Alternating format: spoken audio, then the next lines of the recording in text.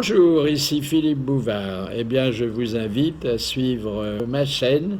Oui, vous savez, YouTube, Philippe Bouvard officiel. À bientôt.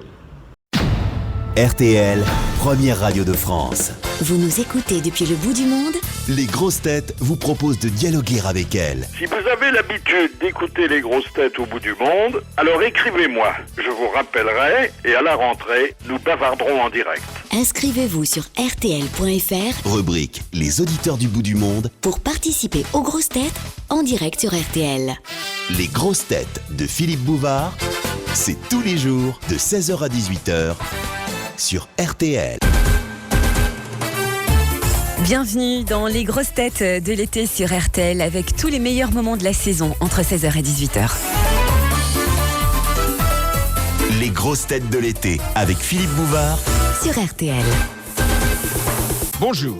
Bien qu'il ne soit pas venu nous rendre visite le même jour, je n'ai pas eu le cœur de séparer Sophie Davant et William Lémergie, piliers historiques de la télévision publique matinale. Sophie Davant, qui publiera quelques semaines plus tard le récit émouvant de la disparition de sa mère, nous livre aujourd'hui Le bonheur au féminin, où elle alterne conseils pratiques, expériences vécues et recommandations de bon sens. Devenue marchande de bonheur, elle explique la façon de cimenter les grandes amours avec des petits plats, de gommer les petits tracas avec des gros mots, de nettoyer le four de la cuisine pour voir plus clair en soi, et de compter encore en francs pour avoir l'impression d'être un peu plus riche.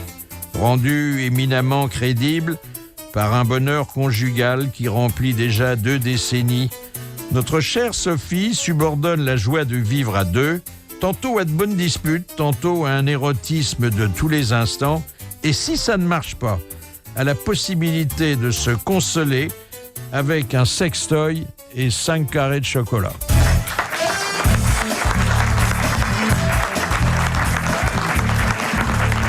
Asseyez-vous, Sophie Davant. Quel honneur d'être votre invité d'honneur. Oh, bah écoutez, Ah non, mais vous savez, êtes mon modèle, Philippe. on parle très souvent de vous, très souvent. Ah bon? En quel terme? Toujours en termes élogieux. Toujours en termes admiratifs. Mais sur quel sujet, précisément? Alors, c'est pas gentil pour les autres, puisqu'on dit généralement, il y en a qu'une qu'on supporte, c'est elle.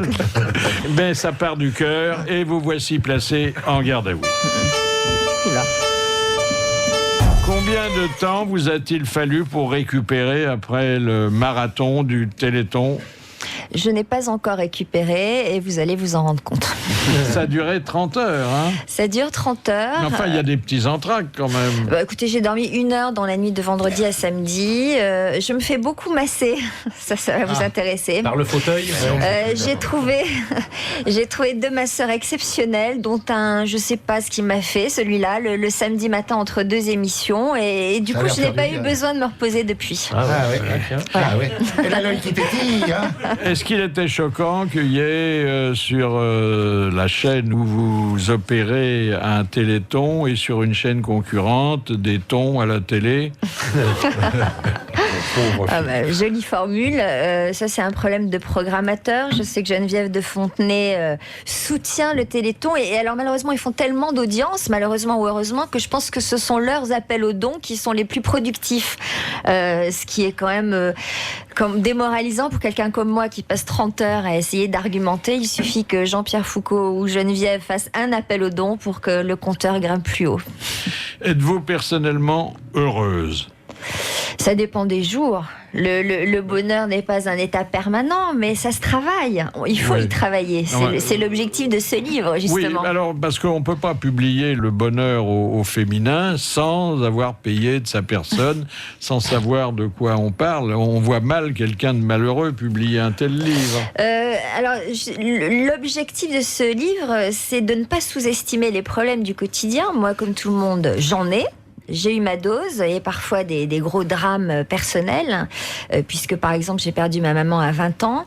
Et justement l'idée c'est de se dire que on doit les surmonter et on propose des recettes, des solutions, des tas d'idées. Alors est-ce que nettoyer le four de la cuisine aide à voir plus clair en soi, comme vous avez l'air de le dire? Eh bien, nettoyer le four de la cuisine permet de méditer. La méditation est un excellent antidépresseur. Ça permet de lutter contre les maladies immunitaires. Excellent, la méditation. On peut méditer dans la position du lotus, c'est-à-dire dans les lieux.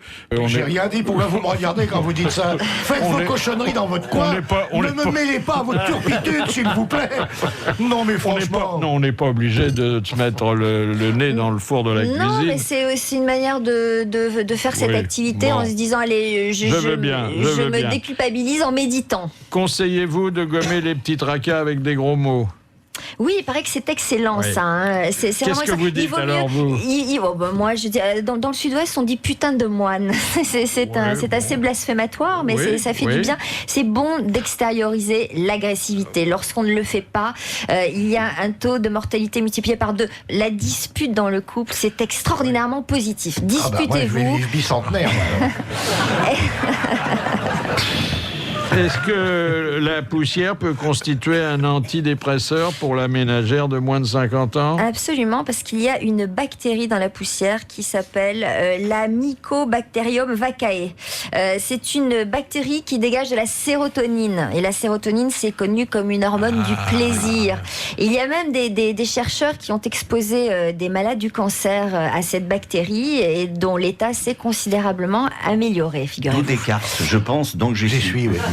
Ou la Bible, tu es poussière, tu retourneras poussière aussi, qui est moins gai quand même aussi, il faut bien le lire. Est-ce que Sarkozy et De Gaulle ont des approches ou ont eu des approches différentes du bonheur? Sarkozy pensait que l'exercice présidentiel n'était pas compatible avec le bonheur, mais ça c'était pendant la campagne électorale. Et après, il a dit qu'il était heureux. Voilà, début 2008, il a dit qu'il se pensait heureux, alors que De Gaulle, après la Libération, avait déclaré que le bonheur, ça n'existait pas. Et Madame de Staël disait que la gloire et le deuil éclatant du bonheur. Ah oui. Trouvez-vous encourageant qu'un théoricien du bonheur se nomme Pépin? Charles Pépin. Ah oui, c'est vrai. Non, mais je trouve ça plutôt réjouissant. Il aurait mieux fait de prendre un pseudonyme, non? Ah, voyons. Quelle est votre recette de longévité conjugale, surtout avec un conjoint somnambule comme vous avez? Eh bien, écoutez, j'ai la recette. En tout cas, je sais que j'y travaille tous les jours, à la longévité. Et, lui aussi, sans doute. Lui aussi, c'est vrai que c'est un gros boulot. Ça fait combien de temps que vous êtes mariés? Ça fait 18 ans, je crois. Ah, oui, 18 ans, avec des hauts et des bas, comme tout le monde. Beaucoup de dialogues, beaucoup de discussions. Il faut beaucoup de barésie, ça c'est clair. Oui. Qu'est-ce que le jeu de chat de couilles? Quoi? Alors, le jeu de chat de couilles, c'est une compétition internationale qu'on a inventée avec Patrice Laffont dans l'enceinte de Fort Boyard. On faisait ça pour tuer le temps, à défaut d'autre chose. Donc, vous imaginez l'objectif. C'est une compétition, on est l'un et l'autre face à face. Le but étant de toucher les parties génitales de l'autre. Et on était franchement, on faisait des tournois comme ça, et on s'est beaucoup amusé. C'est sympa. Sous l'œil inquiet de Jacques-Antoine, complice de Pierre, qui était souvent catastrophé. Mais alors, vous êtes debout, assis, comment ça se... debout, vous voulez que je vous la... Oui, debout, bien, oui.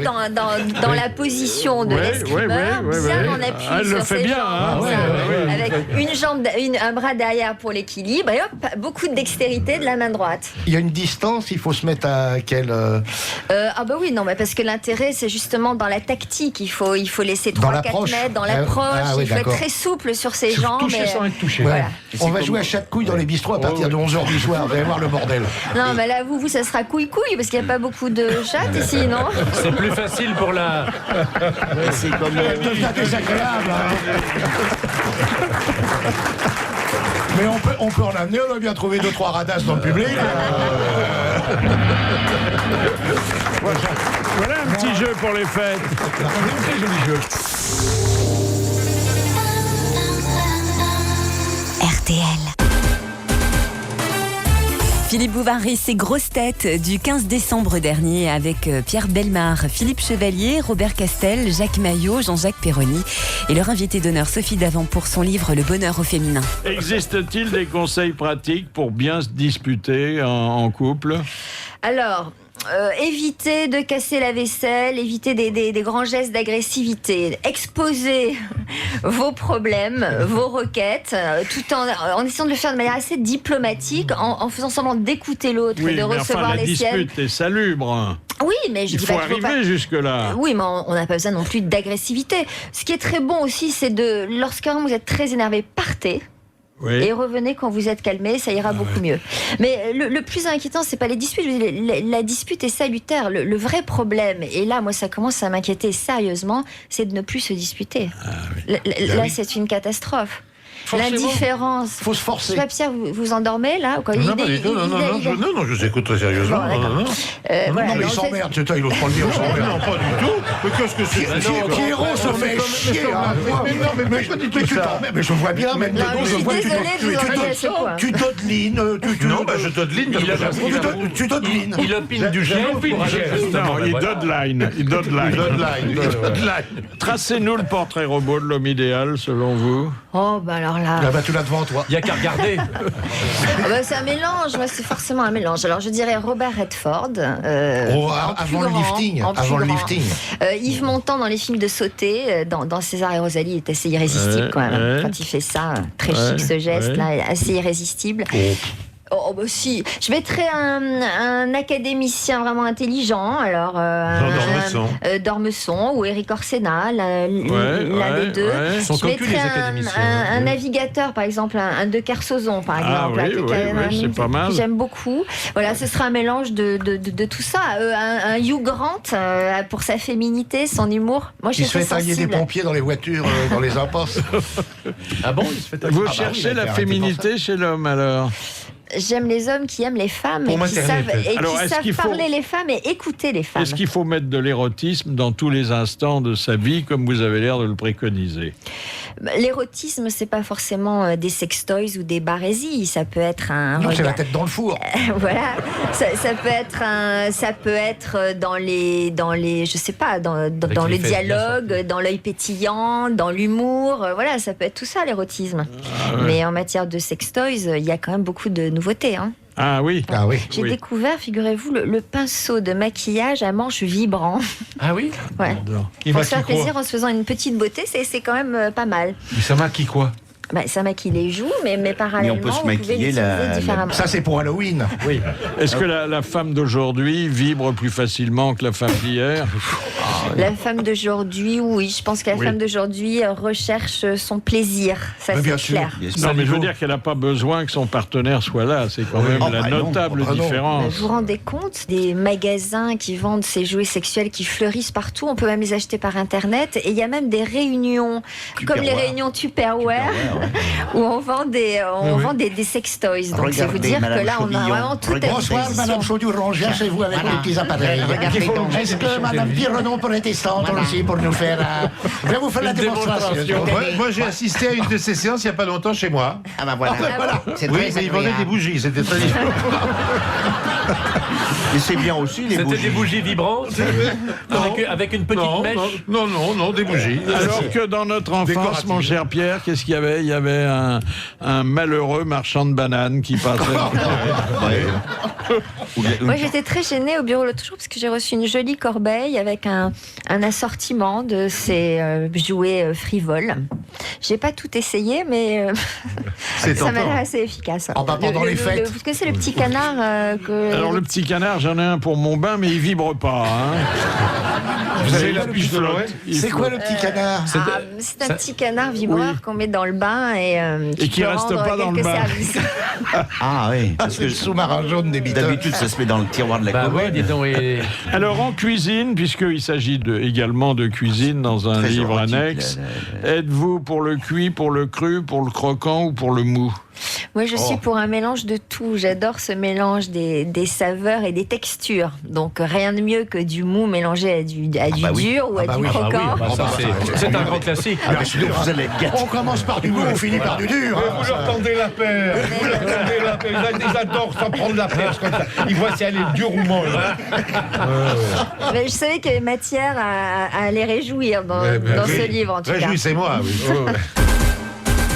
Le 15 décembre dernier, Sophie Davant était l'invitée d'honneur des grosses têtes de Philippe Bouvard. Une question de Madame Bresson qui a dit « Depuis que nous avons la télévision à la maison, nous prenons nos repas tous du même côté de la table, comme dans la scène de Léonard de Vinci. » C'est une jolie remarque et une belle... Oui, alors un Français mort. Il est mort d'ailleurs au moment où la télévision commençait à s'épanouir et certaines de ses œuvres, car c'était un écrivain et un cinéaste... Marcel Pagnol. C'était Marcel Pagnol. Bonne réponse de Jean-Jacques Perroni. La chasse au poil est-elle un sport, un plaisir ou une obligation ? Une obligation, par respect. Pourquoi des par autres. respect ? Parce que moi, je préfère, mais il paraît que... Dans certains pays, le poil est un signe de noblesse. Bien sûr, au Portugal, c'est terrible. Bien sûr, oui. Non, mais il paraît que certains hommes préfèrent les femmes poilues.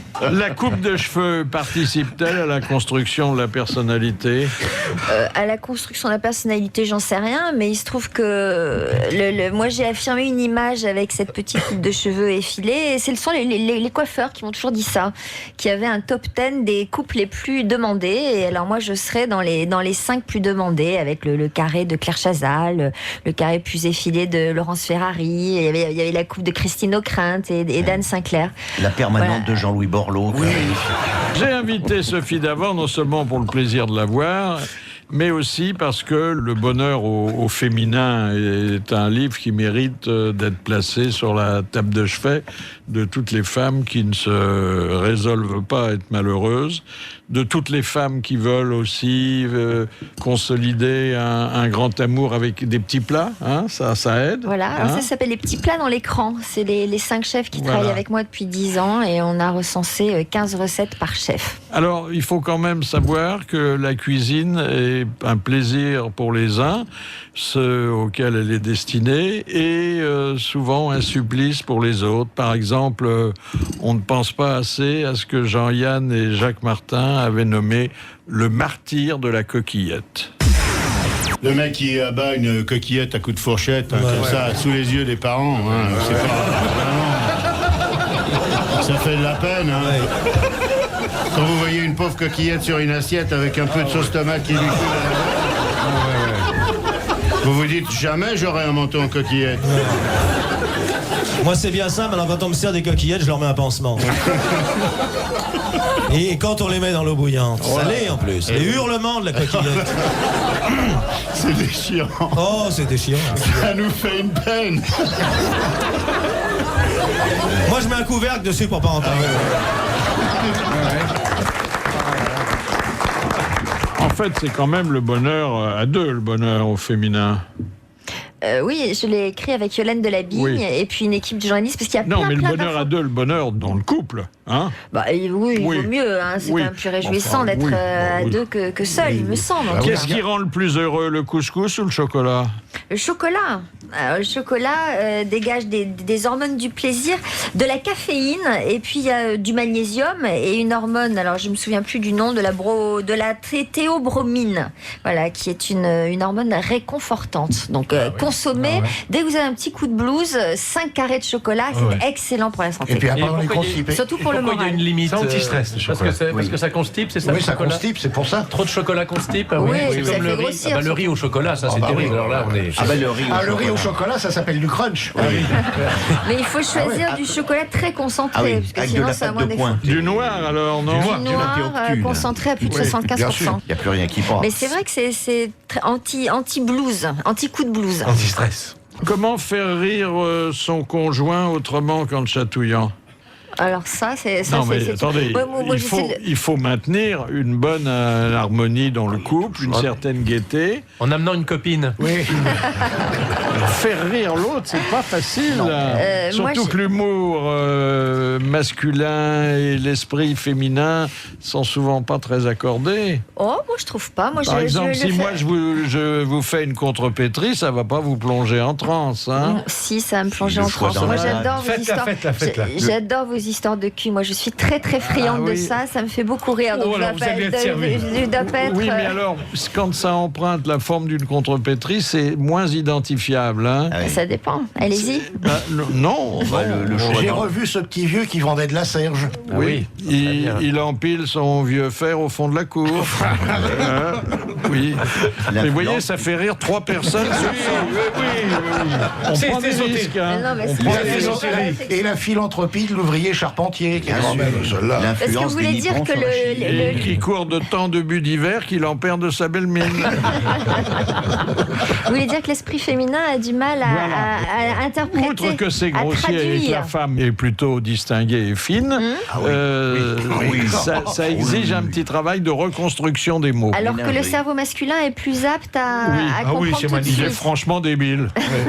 Mais est-ce que, moi, je me suis toujours posé la question, et là je déconne pas, est-ce qu'il y a des contrepétries en anglais? Est-ce que les anglo-saxons font des contrepétries? Alors, et il y a une contrepétrie belge qui est célèbre. Il fait beau et chaud. Mais je vous parlais des anglo-saxons. Donc les Anglais font des calembours et des contrefaits, oui. C'est l'été sur RTL.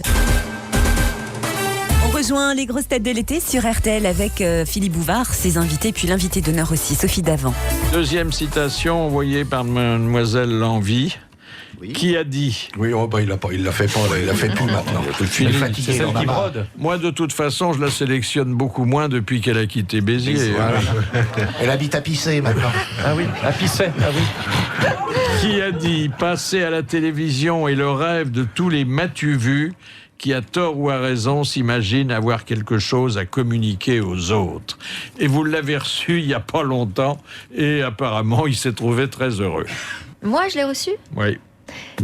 C'est vous qui l'avez dit? Non, un écrivain, charmeur et charmant. Jean d'Ormesson. C'est Jean d'Ormesson. Eh bien, bonne réponse de Sophie Davant. Alors, c'est vrai que sans le matuvuisme, les médias fermeraient la boutique. Hein. Bien sûr. C'est la raison de vivre de la télévision. M'as-tu vu ou m'as-tu entendu? À la radio, c'est plutôt m'as-tu entendu. Hein. C'est le m'as-tu oui, le m'as-tu oui. C'est pas pareil la radio, je suis pas d'accord.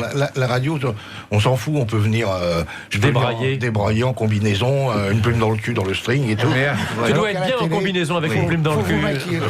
Non mais je suis très sexy. D'ailleurs, les gens ne te voient pas, mais t'as une plume dans le... Voilà, oui. Non mais c'est vrai, la télé, il faut se maquiller, il faut s'apprêter. J'ai un très joli souvenir télévisuel comme cela, avec un mot pour un autre. Donc, j'animais une émission avec une jeune femme ravissante et charmante. Et le jeu faisait que j'étais sorti du champ, parce que je devais sortir du champ. Ah, c'était à la campagne. C'était une émission agricole. Je crois que c'était une émission agricole. Et je devais rentrer à sa demande. Elle devait donc simplement dire: Pierre, venez me rejoindre. Oui. Et elle m'a dit: Pierre, venez me réjouir. Et j'ai trouvé ça quand même assez... c'est un très joli lapsus. Lapsus lingué. Mais à la radio, c'est moralement qu'on a ces élégances. Oui. Ah oui. Oui. Tandis qu'à la télévision, on peut... Parce qu'il y a des sottises bien vêtues, comme il y a des cons bien habillés. Bravo. Question de Monsieur Scran de Dunkerque. Que fait une femme qui pratique une position à la française ou à la suisse? C'est pendant l'acte amoureux? Non. C'est un sport? C'est pendant qu'elle est assise sur une chaise ou un fauteuil. C'est généralement assis. Elle croise les jambes. C'est quand elle a la tête dans la pendule et que le mec est derrière, il fait coucou.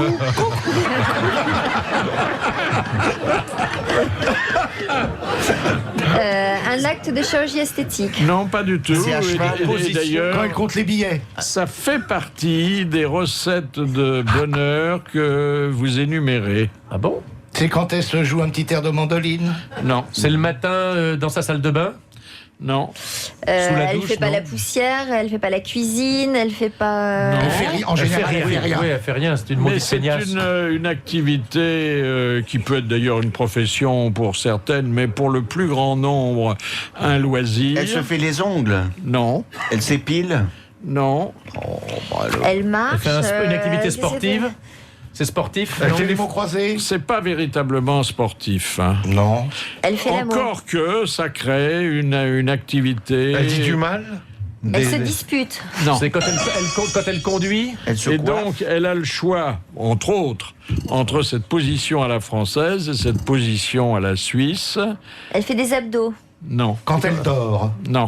C'est quand elle dit au revoir quelque part, une façon de se tourner, de lever la main? Quand elle s'embrasse? Non. Écoutez, ça fait partie de ce que vous appelez la trichothérapie. Ah, quand elle fait du tricot? Mais c'est oui. vrai que le tricot, c'est anti-stress, anti-douleur, vous anti-tabac. voyez. C'est quoi la française? C'est vrai. oui, Et c'est ça quoi va. la position suisse alors? Moi je oui. connais le point mousse. Alors, je c'est connais... une façon de monter différemment ses mailles. Ah oui, bien sûr. Comment vous les montez, vos mailles, vous, monsieur Maillot? Ah bah moi, un coup en dessous, un coup au-dessus, un coup en dessous, un coup... Et c'est très joli, je vous ferai un tricot. Ah oui. Ou même un cache-nez? Faut m'amener votre patron et... Oui, il je vous fait fais des un- slips en Je laine. fais des slips en Et laine. il paraît que, Très, il paraît très que joli. Et quand vous allez vous baigner, après, ça donne bah un oui. peu... Oui, ça donne de la poche. le point mousse, le point mousse, Philippe. Je sais pas si c'est un point, Alors, c'est si le c'est un seul point que je connaisse. suisse. Ah mais non, le point de riz. Moi, Non, il y a je le fais point de très bien croix. le point de Non, mais riz. parce que le point mousse, c'est prouvé, il y a des études, ça réduit l'hypertension et ça combat l'insomnie. C'est quoi le point mousse? C'est quoi le point C'est un mousse? point, c'est toujours à l'endroit, je crois. Hein. Oui. Ah oui, Tu regardes, Le point mousse, c'est ce qu'on Et puis il y fait a dans la marine. il y a la maille anglaise. Voilà. C'est dommage Il qu'on est- voit pas la gestuelle en ce moment de la dame. Ah oui, de Sophie qui nous fait le point mousse drôlement Le bien. point hein. mousse, regardez la Oh là là. gestuelle. Ah, Philippe, le point mousse, c'est vous là, devriez je passe agiter le- la clochette. Ah oui, oui. Eh oui. Écoutez. C'est l'été sur RTL. Et l'été aussi, on réécoute les meilleurs moments de l'année. Et oui, Philippe Bouvard, Pierre Bellemare, Philippe Chevalier, Robert Castel, Jacques Maillot, Jean-Jacques Perroni. Les grossettes du 15 décembre dernier donc. Et puis leur invité d'honneur, Sophie Davant. Quel est le pire cadeau reçu à l'époque où vous présentiez la météo? Ah, c'est horrible cette histoire. Pourquoi je vous ai raconté ça? Je recevais des trucs un peu salaces, je ne sais pas pourquoi. Allons-y. Des choses J'ai amusantes. reçu un poil collé sur une lettre, collé dans du sperme. C'est sympa. atroce. Comment saviez-vous la nature de la colle? Bah, parce que c'était expliqué, il y avait bon un commentaire explicatif. Ah, Alors, oui. d'ailleurs, ça m'inquiète un petit peu parce que je recevais beaucoup de ce genre de choses qui n'étaient pas très, très agréables à recevoir. Mais ça hein, fait je l'avoue. plaisir, ça fait toujours Mais ça plaisir. fait plaisir. C'est l'intention qui compte, c'est bien la valeur de l'objet. Mais c'est vrai, le gars finalement a eu une impulsion, il a eu un désir. C'est vrai, mais oui. On se dit au moins on suscite quelque chose. Mais depuis que je fais cette émission du matin, plus du tout de courrier de cette nature. Eh ben attends, je vais te faire un petit cadeau là. Viens dans le couloir là. Tu vas voir. Mais c'est parce que, bon, là, les sondages l'attestent, la semence masculine se fait plus rare. raréfie. Oui. Ah bon, Oui, En oui, fait, paraît-il. ce Oui, sont oui. des téléspectateurs qui regardent l'émission d'une main. Voilà. C'est ça. Alors, quelqu'un a fait la météo aussi, comme vous, sur la même chaîne. C'est Françoise Laborde qui nous avait raconté que certains directs pouvaient être périlleux. J'avais amené ma fille aînée, j'espère qu'elle n'écoute pas parce qu'elle déteste que je raconte cette histoire. Je l'avais amenée avec moi à la télé, c'était au tout début où je faisais la météo. Elle avait 3 ans et c'était une petite fille modèle, vraiment. Et donc elle s'était assise très sagement dans un coin du studio, elle avait fait pipi avant, tout allait bien, elle regardait sa maman. Et puis, générique météo, je regarde la caméra et bien sûr je regarde la caméra et je regarde plus rien. Plus rien n'existe que cet engin que je regarde. Et ça a dû affoler ma petite qui à ce moment-là s'est levée, est venue vers moi, a vu que je la regardais pas, ce qui n'arrivait jamais. Je veux dire que quand elle était dans une pièce avec moi, j'avais toujours un œil sur elle, bien sûr, comme toutes les mamans. Et alors, elle se dit, qu'est-ce que je peux faire pour qu'enfin elle revienne sur Terre, celle-là, au lieu de parler à un machin. Et elle secoue ma robe et elle dit, maman, pipi. C'est charmant. C'est charmant. Mais moi, mes enfants sont plus du tout surpris que je fasse de la télé. Ils sont nés avec, donc ça leur paraît tout à fait normal. Surtout que, comme c'est du direct, vous n'êtes pas à côté du poste quand vous apparaissez, ou rarement. Ça m'est arrivé lorsque je présentais la météo, donc ça c'est vrai Alors que là, il comprenait plus. Là. Voilà, et ça m'est arrivé avec mon chien l'autre jour, parce que j'avais enregistré exceptionnellement le matin du Téléthon, donc j'étais sur mon lit avec mon chien, et je me suis regardée, et elle aussi, elle était un peu perturbée, la petite chienne. Ah, oui, elle est très mignonne, elle s'appelle Didjounette. Elle est allée lécher l'écran, non? Non, et aujourd'hui elle se fait opérer, la pauvre. Ah bon, Ah bon, de quoi? Pour pas qu'elle ait d'enfant. Oh, la pauvre petite. Catastrophe. Ces animaux qui n'ont que ça comme plaisir dans la vie, il faut qu'on leur retire. C'est bien ce que Ils ne sont pas ouverts aux joies de l'esprit comme je me nous. suis dit, franchement, c'est bien la peine d'écrire un bouquin qui s'appelle Le bonheur au féminin et de faire opérer sa chienne. Oh là là, c'est affreux. Alors, vous enlevez la robinetterie, vous laissez la salle de jeu quand même. C'est pas comme ma sœur. Bah non, et ta a... sœur, alors, elle s'en est bien sortie. 12. Mais il n'est pas qu'au féminin, votre livre, Le bonheur, il est pour le couple, hein, mais bien sûr. Mais d'ailleurs, vous devriez le lire parce qu'à partir du moment où vous avez tout lu et vous connaissez toutes les recettes, vous allez rendre votre femme heureuse. Mais elle est déjà heureuse, vous ne savez pas ce qui se passe. Alors, tous les hommes. Vous ne savez pas ce qui se passe. Non, mais vous savez que tous les hommes disent ça, c'est quand même une catastrophe. Les hommes décrètent systématiquement, mais ma femme est heureuse. Moi, je dis toujours ma femme est malheureuse et qu'elle le reste. Et je fais tout pour qu'elle soit malheureuse, que sa vie soit un enfer. Mais c'est une grave erreur de penser que votre femme est heureuse. Pourquoi vous décrétez ça? Pourquoi elle ne serait pas heureuse? Mais je lui souhaite de l'être. Mais en tout cas, il ne faut jamais être péremptoire sur ce genre de et puis la femme de Péroni est heureuse puisqu'elle est maso. C'est aux femmes aussi à nous rendre heureux. Bien sûr. Il y a une parité. C'est la moindre des choses, non? Des choses, on va ramasser le pognon. Qui c'est qui rapporte l'argent au ménage? Il faut servir l'apéritif, enlever les chaussures, cirer la godasses, tout. Ça fait partie de. Et puis il fait un peu frère, amène-moi le béret dans ta gueule. Voilà, tout ça. Et alors vous faites quoi en échange? Mais je donne des photos de moi en couleur, en noir. Mais elle a des photos dans toutes les poses, mais bien sûr. Mais depuis bébé, regardez, vous allez voir. Tu lui donnes des photos de toi en noir. En noir et en couleur. Mais il a raison. Mais enfin. D'ailleurs, on vendra bientôt le dernier album de Robert Castel. Voilà. Il y aura des photos d'enfance. Dites donc, il y a du nouveau. Et vous me permettrez de cette nouveauté de faire notre cerise sur le gâteau. Ouais, il cherche ses fiches là. On a trouvé, et c'est en Angleterre que ça se passe, quelque chose qui favorise la concentration des écoliers. Ah, ça c'est bien. Vous savez, l'écolier, souvent, il est un peu rêveur, il s'arrête de lire ou d'écrire ou de travailler, il pense à autre chose. Pour se masturber. Non, on a fabriqué pour lui le crayon pré-mâché. Ah bah ça c'est... Ah oui, parce qu'on mâche le crayon. Et donc, mais s'il est mâché, s'il est déjà pré-mâché, où est le plaisir alors? Non, et bien justement, il n'a plus à mâcher son crayon, il peut s'en servir. C'est pour le sevrer. Mais j'entendais une info selon laquelle en Australie, on interdit aux profs maintenant de corriger avec des stylos rouges. Parce qu'il paraît que ça traumatise les élèves. C'est fou ça. Très mauvais. Il faudra nous faire la liste de ce qui les traumatise pas maintenant. Parce que maintenant, c'est plus possible. Tu comprends? Tu donnes un coup de règle. Moi, j'ai reçu des claques bien méritées quand j'étais à l'école. Et ça ne se voit pas, Robert. Et ça m'a pas traumatisé. J'ai gardé toujours mon brio, mon intelligence. Maintenant, c'est plus possible. On n'avait pas des A, des B, des C, des D, des E. Il y avait de 0 à 20. On avait de 0 à 20. On avait même des 0, tu te rends compte? J'en ai eu des 0. Et la vieille formule 0 plus 0 égale la tête à Toto. Et maintenant, tu te rattrapes avec le vin. Oui. Salaud. 16h-18h, Philippe Bouvard et les grosses têtes de l'été sur RTL. Question de Monsieur Brémond. Qui transporte lors de ses déplacements 172 coffres en cuir contenant ses oreillers de plumes, ses bouillottes et son siège de toilette en cuir blanc? Un roi. Kadhafi. Non. Bongo. Le sultan de Brunei. Non. Le Dalai Lama. Non. La reine d'Angleterre. La reine d'Angleterre. C'est pas vrai. Bonne réponse de Jacques Maillot. Elle a ses oreillers en plumes. Avec elle. Et elle a le siège avec lequel elle prononce les discours du trône. Oui, c'est un Jacob de Lafont qui fait. Mais ça, je comprends très bien qu'on transporte ses oreillers avec soi. Son fils, il doit. Moi, j'ai beaucoup de mal à dormir sur un oreiller qui n'est pas le mien. Et d'ailleurs, c'est une bonne idée de l'avoir interposé entre. Je l'ai mis devant. Votre ceinture de flanelle et votre. Le vôtre est un petit peu plus petit maintenant parce c'est que un tout petit oreiller. Oui, vous avez mis un plus petit oreiller maintenant. Mais je dors beaucoup moins bien. Oui, bah c'est vrai. Question de Monsieur Autrefois, vous Moulin. aviez des grosses plumes. Autrefois, d'où était extraite l'huile de millefleur? Du millepertuis. Non.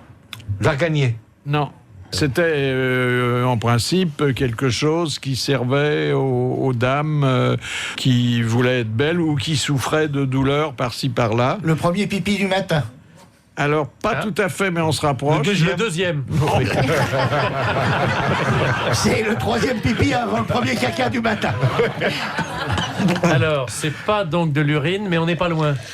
Ce sont pas les matières fécales, j'espère. Non, mais si, parce que il faut ça bien bloque. le dire, C'est des il faut bien le matières dire, mais d'une certaine provenance.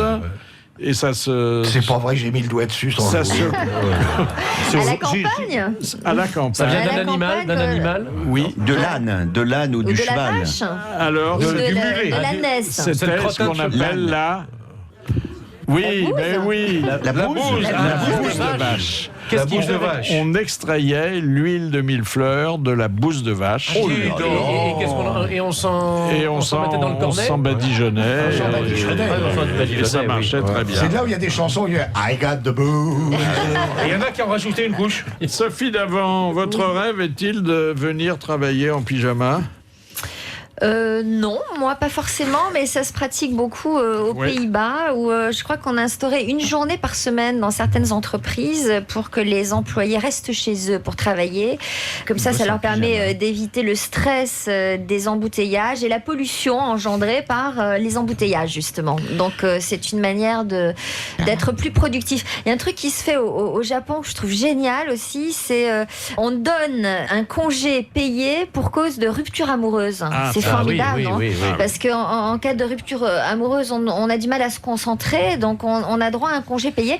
Alors moi, je me dis qu'on devrait aussi donner un congé payé lorsqu'on tombe amoureux, parce que c'est oui. pareil. C'est là qu'on est le plus fatigué, d'ailleurs. Voilà, on est fatigué, on a du mal à se concentrer. Oui. Voilà, et puis dans a les yeux cernés. cette même entreprise chinoise, ils donnent une prime en période de solde. C'est formidable aussi, ça. En non Chine ou au Japon? Au Japon. Oui, vous avez dit Chine. Ah, Vous pardon. êtes fatigué, vous êtes amoureuse. Mais vous savez que je sais. Non, mais la Chine se soulève à la vue des Nippons. Oui. Là, c'est une dépêche qui vient de Shanghai qui tombe à l'instant. Il y a un comité qui s'est lancé dans la bataille contre les pyjamas qu'on porte dans les rues. Parce que là-bas, la Ils sont en plupart des pyjama. gens sont en pyjama. Ah oui, oui. Et c'est très gênant. Ah pour C'est bon ceux très qui gênant sont- parce que Ah souvent bon la Oui. baguette, il n'y a pas de bouton. Oui, oui, oui. Et alors Oui. si vous avez l'érection du matin, ça passe, tiens, il va manger à la baguette aujourd'hui, vous voyez. C'est un peu con comme truc, ça. Là-bas, il pourrait au moins se mettre en chandail. Ah oui, c'est vrai. Tu vas le ranger, ton rouleau de printemps, ton dégoûtant, et voilà, quoi, c'est ça le truc. Il y a le moyen terme, c'est le survêtement. Ouais. Oui. Vous souvenez-vous, Bien Sophie beau bouge. Davant, de vos paris stupides avec Roger Sabel? Oui. Bon, ça, on en a fait quelques-uns. Qu'est-ce que c'était alors? Par exemple, quand je présentais la météo, en fait, j'ai débuté à ses côtés, malheureusement pour moi. J'ai été quand même à bonne école, justement, des blagues de Carabin. Alors, par exemple, parmi nos paris, on jouait pas à chat de couilles avec Roger, mais il fallait placer le mot bite le plus souvent possible dans les bulletins météo. Alors, une grande joie m'habite pour ceux qui habitent, voilà, et il les comptabilisait, et donc on faisait des tournois comme ça. Ah aussi. oui, Ouais. le téléspectateur se doutait de rien. Non, heureusement, parce qu'alors, il m'en est arrivé quelques-unes avec lui. Hein, donc, Mais il est je un suis peu pas très démoniaque, j'ai l'impression que ça tend la bite. Hein.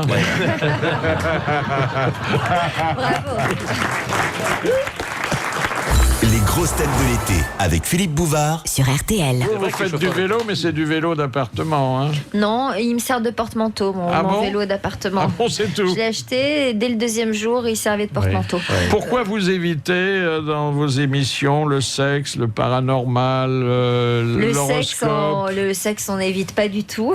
Oui, Au enfin, contraire. vous n'en parlez pas Non, beaucoup. ce sont des. William Lémergie est garant d'une ligne éditoriale assez Voilà, pointue. oui. Et, Mais le sexe peut être pointu, vous savez. Oh, du ton. Enfin, Oui. oh non, Philippe. Non, mais vous le lui sexe- donnez, vous lui servez des plats chauds. Écoutez, on a traité il n'y a pas si longtemps un sujet sur le sexe et le grand âge. Et on disait à quel point il existe des histoires d'amour à tous les âges, et notamment, dans les maisons, et notamment dans les maisons de retraite où le sexologue qui était là disait que c'était un vrai problème parce que les histoires d'amour qui se nouent dans les maisons de retraite sont légion, et rien n'est adapté pour ça. Il y a des lits, il n'y a pas de lit double, le personnel ne favorise pas l'intimité, et surtout les enfants des personnes qui se rencontrent sont tout à fait contre et sont tout à fait gênés par ce genre de choses. Il y a une statistique, ça donne quoi l'un dans l'autre? Les familles qui viennent voir, qui viennent visiter un parent, qui est là, eh ben Pépé, tu veux descendre de la vieille là? Qu'est-ce que tu fais? On amène les petits là quand même. Bah, pas qu'il y ait un rideau, quelque chose. En plus, comme il n'y a pas de double lit, il est sur la vieille. Il n'est pas à côté. Il y a eu un film incroyable qui a été diffusé à l'occasion du festival de Cannes qui s'appelle Le 7e ciel, et où on voit justement un couple d'un certain âge se livrer à quelques acrobaties. C'est assez étonnant. Pas trop fort, Maurice. À mon âge, le col du fémur, c'est du vrai cristal. Le coup de sang de l'invité d'honneur. Vous souffrez de la presse people? Oui, je souffre de la presse people comme tout le monde. Enfin, c'est le revers de la médaille, si j'ose dire. Et c'est vrai qu'en faisant un métier public, on est exposé. Non, ce qui m'a vraiment choqué là, ces derniers temps, c'est d'avoir fait la une d'un magazine à propos d'une histoire dramatique qu'a connue l'une des personnes qui travaille avec moi, qui est chroniqueuse dans mon émission et qui a vécu le drame le plus horrible qu'on puisse imaginer, puisqu'elle a perdu ses 2 enfants dans un incendie. Et je me suis retrouvée à la couverture d'un journal avec un titre accrocheur en disant la perte des 2 enfants. Donc ça a fait des ventes colossales parce que les gens ont cru que c'était les miens. Donc forcément ça a été vendeur et racoleur. Donc ça, j'ai trouvé ça. Alors vous attaquez en justice dans ces cas-là? Oui, là j'ai attaqué. Bien sûr, Vous gagnez? Écoutez, il m'est arrivé une fois d'attaquer en justice à cause d'une couverture. J'ai gagné. Oui. Combien vous gagnez? Je sais pas. T'es près de ses sous là. Il n'y a pas de petit profit. Mais enfin, moi je suis pas une grosse attaqueuse, parce que ça, Non, heureusement. il y en a qui vivent bien de ça. La famille de Monaco vit très très bien. Très bien. Mais alors il paraît qu'elle donne ça à des œuvres. Oui, je voudrais voir. Mais moi, comme j'ai une vie Au Grimaldi dans le besoin. Stéphanie, c'est une grosse attaqueuse. Là, pour les Grimaldi, on pourrait faire un Monaco-ton. Ouais, c'est vrai. Moi, comme j'ai une vie extrêmement rangée, ça ne m'arrive que très rarement de me retrouver à la une des journaux. C'est ce qui s'appelle gagner à être connu. Vous êtes rangé. Je suis très rangée. Question de Madame Beauvais. Oui, ça allait bien, Madame Beauvais. Autrefois, quel animal domestique devait-il parfois sa naissance à la chaleur d'une poitrine féminine? La salamandre. Non. Ah non, un animal domestique, oui. Donc Le chat. Le chat, ouais. Alors, il est répertorié par les douanes comme animal domestique, mais on peut en discuter. Le castor. Non. Le furet. Non. C'est un insecte? Oh, je sais pas si en se développant, ça devient pas un Le insecte. morpion. Le morpion. Non. La poitrine? Qu'est-ce qu'il peut y avoir? L'araignée? Je sais pas. Non, alors, véritablement, la chaleur de la poitrine d'une femme favorisait l'éclosion Le papillon. le poussin. Le papillon. Alors, c'était au départ, il y avait Le ver à soie. C'était le ver à soie. Bonne réponse de Sophie Davant et de Péroni, c'est le ver à soie. Et moi, j'ai mon verre à moi. Pardon. Et Philippe Ça, c'était Chevalier. Philippe Chevalier. Oui. Oui.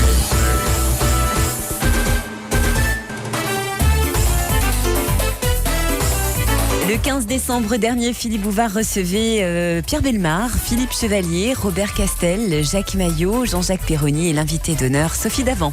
La honte de l'invité d'honneur. Moi, ça faisait 3 semaines que j'étais à Antenne 2 à l'époque. J'étais pigiste, donc susceptible de me faire virer du jour au lendemain. Et rapidement, une complicité est née entre Roger Zabel, car il s'est vite rendu compte que j'étais rieuse, que je riais beaucoup à ses blagues. Et donc, tous les jours, il arrivait en racontant des blagues. Il arrivait très tôt le matin, puisqu'on prenait l'antenne à 6h30. Et donc, à 6h du matin, on se retrouvait au maquillage. Et ce jour-là, il raconte l'histoire des hussards et des hulans. Alors les hussards, c'est des soldats qui appartiennent à des armées qui de père en fils se détestent. C'est une opposition, un antagonisme, c'est dans leur gène. Ils se tapent dessus comme les O'Hara et les Otimis de Lucky Luke. Ils ne peuvent pas se supporter. Et un jour, il y a un hussard et un Ulan totalement désabusés qui se rencontrent dans un bar et ils en ont ras-le-bol de se taper dessus. Ils peuvent plus... Ils en ont marre, quoi. Ras-le-bol de l'agressivité. Et le hussard dit au Ulan, tu sais, moi, en tant qu'hussard, j'ai envie qu'on fasse un deal. En tant qu'hussard, on dirait que je t'aurais pas vu. Et l'autre lui répond, eh bien moi, en tant qu'Ulan, je t'ai pas vu non plus. Donc voilà l'histoire. Voilà l'histoire. Et Roger raconte ça au maquillage. Ça glisse tout seul. Voilà, moi j'en suis à ma 3e semaine, je suis fatiguée parce que le stress. Et tous les jours, il me lançait. Je commençais la première météo. Tous les jours, il me mettait en boîte, etc. Et ce jour-là, je me dis, il n'y a rien à comprendre. C'est en tant qu'Ulan, Q', vraiment. Je dis, qu'est-ce que c'est cette histoire stupide? Et on va à l'antenne et il démarre le direct en disant, Madame, Monsieur, bonjour. En tant qu'hussard, bonjour. Et là, il y a un cadreur qui s'appelait Basile à l'époque. Il riait et qui se met à bouger la caméra comme ça. Tout le monde se marre. Et moi, je lui dis, tu vas voir, aujourd'hui, je vais pas me laisser faire. Il dit, alors, ma petite Sophie, quel temps va-t-il faire aujourd'hui? Et je démarre. Eh bien, Roger, en tant qu'Ulan, je dois dire que...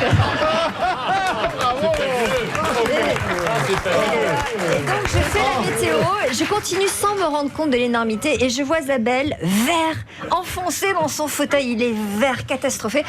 Et je me dis, j'ai dû dire une énormité, mais je voyais vraiment pas quoi. Et là, il y a le rédacteur en chef qui débarque, François Ponchelet, qui me dit, mais t'es folle, ma pauvre fille, mais ça va pas.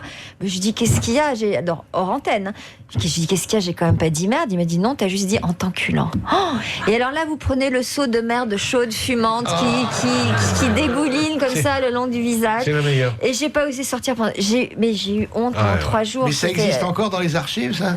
Bah, évidemment, j'ai planqué la cassette tout de suite. C'est pas bien, ça. Et alors, on a été convoqué, j'ai failli me faire virer, on a été convoqué à l'époque, le directeur d'info s'appelait Élie Vanier, et il a tenté de nous gronder, et il n'y est jamais arrivé, il avait un fou rire. Et je me souviens donc avoir raconté cette histoire à Jacques, qui pleurait de rire, donc ça a été l'un de mes plus beaux souvenirs. Et vous n'avez pas été interdite d'antenne? Non, j'ai pas eu de sanction. Non. Moi, j'ai été interdit d'antenne sur la même chaîne pendant 3 semaines parce que j'avais invité Sylvia Bourdon, qui était une actrice de cinéma porno, mais chic, et qui avait publié un joli livre où elle racontait tout, mais avec beaucoup de classe. Et ça s'était bien passé en direct. Et puis à la fin, pour conclure, je lui avais dit, en somme, Sylvia Bourdon, vous avez eu une vie bien remplie. Elle m'avait dit oui par tous les orifices. Et 3 semaines. Vous n'étiez pas responsable en plus. Non, mais enfin, j'aurais pas dû lui tendre la perche. Bien rempli quand même. C'était quand même son. Il y a aussi une honte gastronomique. Ouais. Alors là on était tout jeune journaliste avec Pierre, mon mari, et il venait il voulait fêter son changement de chaîne. Il travaillait sur Canal+, où il présentait l'équipe du dimanche. Il venait d'être embauché à Antenne 2 à l'époque pour présenter Stade 2. Et donc, il m'invite au restaurant. Il me dit, on va faire une halle. Mais non, mais moi, je connaissais pas. C'était la première fois de ma vie que j'allais dans un endroit pareil. Et donc, je vais au restaurant. Moi, à l'époque, j'étais une grosse vedette puisque je faisais des 20h50. Ça fait longtemps que ça m'est pas arrivé, mais à l'époque, c'était le cas. Je faisais Fort Boyard, la piste de la patate. Bon. Et donc, on s'arrête chez Georges Blanc. J'en avais entendu vaguement parler, mais nos moyens ne nous permettaient pas de fréquenter ce genre d'endroit. Et donc, Georges nous reçoit, mais magnifiquement. On se régale avec sa volaille de Bresse, etc. Vient nous saluer en discutant. Et je lui dis, vraiment, on s'est régalé. Je lui dis, qu'est-ce que c'était formidable. Je lui dis, vous méritez au moins une étoile. Et il en avait 3. Et il me dit, j'en ai 3 depuis des générations. Et là, il m'en a jamais voulu. J'y suis retournée depuis et il est toujours adorable. Ouais. Dernière citation de Monsieur Guillaume de Saint-Cyr qui a dit: les femmes peuvent être divisées en 2 catégories. Les distraites qui perdent régulièrement une paire de gants et les soigneuses qui ne perdent qu'un gant à la fois. Guitry. C'est Guitry. Bonne réponse de Sophie Davant. Et c'est Philippe Chevalier qui va raconter la bonne histoire envoyée par monsieur Delnest Davesnel, sachant que monsieur Delnest va recevoir l'almanach des grosses têtes, puisque les bonnes questions, les bonnes histoires sont ainsi récompensées. Gâté. Je voudrais que vous marquiez à la fin de cette histoire votre réprobation. Merci beaucoup. C'est un petit garçon de 8 ans qui se balade dans les rues de Paris. Soudain, il voit à quelques mètres de lui Pierre Bellemare en train de discuter devant RTL. Il court vers lui et lui demande tout excité s'il peut lui signer des autographes. Pierre Bellemare lui répond que oui, un peu étonné du jeune âge du garçon. Pierre lui demande « Je le mets à quel nom ?» Le petit garçon lui répond « La signature suffira, mais il m'en faudrait 1000. » Pierre est fier de voir un petit garçon aussi fan de lui, mais un peu curieux, il lui demande les raisons du grand nombre de signatures demandées. Le garçon lui répond « En fait, je suis supporter de grands joueurs de foot et sur les bourses d'échange, une signature de Zidane vaut 1000 signatures de Pierre Bellemare. »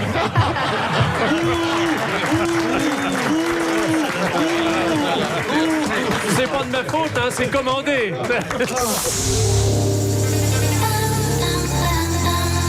RTL. Deuxième partie des grosses têtes de l'été sur RTL avec un autre matinalier. C'était le 9 février aux côtés de Philippe Bouvard. Les grosses têtes de l'été avec Philippe Bouvard Sur RTL. C'est une belle idée qu'a eu William Lémergie de raconter l'enfance des célébrités d'Alexandre le Grand à James Dean. Dans Quand les grands étaient petits et tout en reconnaissant que nombre de grands destins se sont édifiés sur des assassinats, il trace le portrait de jeunes surdoués traités de cancres comme Sacha Guitry et Winston Churchill, affirme que Bill Gates ne serait jamais devenu l'homme le plus riche du monde s'il avait terminé ses études, évoque la précocité de Picasso, le génie universel manifesté très tôt par Léonard de Vinci, avant d'attribuer la réussite de Madonna au fait qu'à l'école, au moment de l'appel, elle devait lever le doigt quand on criait « Sicone ». Bref, William Lémergie a réussi à nous apprendre quelques petites choses, mais très signifiantes, sur des personnages dont nous croyons tout connaître. Asseyez-vous, monsieur Lémergie. Voilà, je n'ai pas à vous enlever votre cravate puisque vous n'en avez pas. J'en ai plus. Vous avez des lacets de chaussures. Vous pouvez les conserver, mais vous êtes placé en garde à vue. Est-ce le jeu de mots du titre, Les grands et les petits, qui vous a donné l'envie d'écrire ce livre? Non, le jeu de mots est venu plus tard, c'est vrai. Mais il est pas mal, vous avez raison. C'est pas mal. Et vous savez, je vous le dis, tous les libraires sont d'accord là-dessus, et je parle sous le contrôle de Pierre Bellemare, best-seller parmi les best-sellers, que le titre intervient pour 50% dans le succès d'un livre. C'est vrai, c'est très important le titre. Oui, alors c'est pas pour autant que je reverserai 50% de ce que pourra me rapporter cet ouvrage à Claude Durand, qui est le patron de Fayard. C'est lui qui a eu cette idée. Ah bon? Le titre, le livre c'est moi, mais le titre c'est lui. Sur quels critères avez-vous choisi vos personnages historiques? Il fallait qu'ils soient dans le dictionnaire pour la plupart. Il fallait qu'il soit connu de quasiment tout le monde. C'est-à-dire, effectivement, on aurait pu prendre un type comme Louis XIII, mais est-ce que tout le monde a envie d'avoir l'enfance de Louis XIII? J'en suis pas sûr. Non. En revanche, tout le monde connaît les gens qui sont dans la table des matières. On ne sait pas forcément ce qu'ils ont fait entre 0 et 10 ans. Est-ce qu'il y a, en dehors de l'attention que vous leur avez prêtée, un point commun entre Alexandre le Grand et James Dean? C'est une colle, mais je vais vous répondre oui. Ils sont assez jeunes, hein, non, je vais vous répondre. Oui. Alexandre le Grand et James Dean, oui, ils ont été l'un et l'autre très influencés par leur maman. James Dean, quand il était enfant, jouait à la poupée avec sa maman et faisait des petits théâtres. Sa maman est morte, il en a beaucoup souffert, il était très très proche de sa maman. Et Alexandre le Grand était le fils de sa mère. Il a failli tuer pour sa mère. Oui, il appartenait à une famille où on s'assassinait gaillardement. Gaillardement, on l'a même accusé d'avoir tué son père, Philippe de Macédoine. Est-ce que vous considérez Jules César comme un surdoué parce que tout petit, il parlait le latin? Alors non seulement ça, mais alors la famille des Iulius, puisque c'était ça leur nom de famille, c'est un peu, pour ceux qui sont dans cette salle, c'est un peu les Kennedy de l'époque.